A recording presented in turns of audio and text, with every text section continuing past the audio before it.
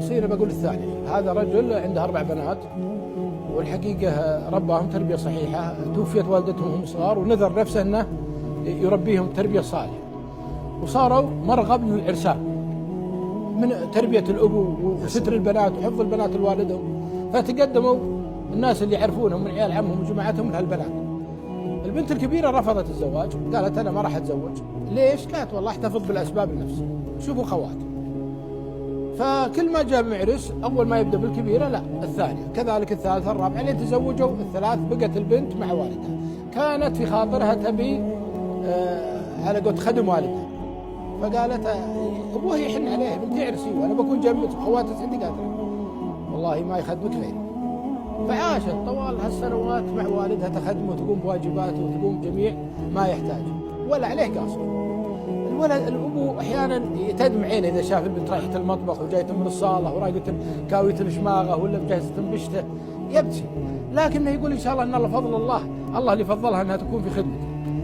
إلى أن جاء ذاك اليوم الشايب هذا حس بدنو أجل، فكتب الوصية وحطها في التجوري وقال لبنته إذا جو خواتك أبي أجتمع أنا وياك.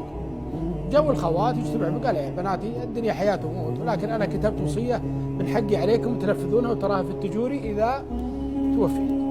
لعله سبحان الله حاسم دنو أجله، بعدها بشهر أو شهرين انتقل إلى رحمة الله. جو البنات وتقبلوا العزاء وفتحوا التجوري وفتحوا الوصية. الوصية تذكر أن هالبيت اللي ما أملك الله أنه يعتبر لكم يا الأربع، لكن ما دام بنتي هذه ما تزوجت ما يباع ولا يعمل فيه أي حاجة، فتسكنها البنت حتى تتزوج ويصير ويوزع بعد ذلك. فالحقيقة شاف الوصية ما فيها شيء. الشهر الأول الشهر الثاني بعد 5 شهور جاءت واحدة من البنات اتصلت على خواتها، والله احنا محتاجات واختي الحالة في البيت الكبير، وش رايكم نقنع اختي تطلع في شقة ولا من نصيبها تاخذ لها بيت. فجو عند اختهم وقاموا يكثرون عليها من الكلام. قالت يا خواتي انا وين اروح؟ وبعدين هذا مجمع، ان ولدت واحدة وان مرضت واحدة تجي عندي وانا امرضها ولا اقوم بواجبها. بيت مجمع لنا، لو لا قدر الله صارت الواحدة منكم اي مشكلة هذا ملفى، وفلوسها لو توزعت علينا ال4 أو ال5 ما راح يجيب شيء. فقالوا والله احنا محتاجين، والعيله قلت ابوي وصية ابوي كل ابو هالكلام صار مع الايام يعني. قالت وكلوا على الله بيعوا. باعوا البيت اللي اشترى واحد من اهل الحاره اللي يعرف هذا ورجل يسر الله عليه.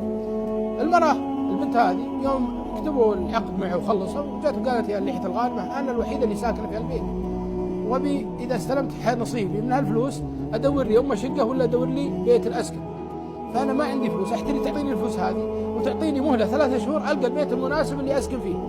قالت 4 شهور. اخذت نصيبها وصارت تدور بهالفلوس هذه قليل الفلوس وفي بيت مناسب ما لقت. تدور ما لقت. يوم انتهت المهله هذه ولا الرجال يجي يطق الباب. الرجال يوم قاعد يفكر بنفسه ويسال عن الحريم وعن هالمراه هذه، قالوا هذه نذرت نفسها لابوها وصلت عمرها 40 سنه كلها خدمه لابوها ولا تزوجت وخلت خواتها يتزوجون وهذا وضعها. فهو ايش يقول؟ يقول هذه تجاره مع الله ساقها الله لي بهالطريقه. راح للمراه وطق الباب عليها وطلعت من الباب. نعم يا عم. قال شوفي البيت انا بوهبه لتس، هديه مني لتس جزاء بالرتس بالوالد، وترى منتهي الموضوع هذا منتهي، البيت لتس اعتبريه لتس.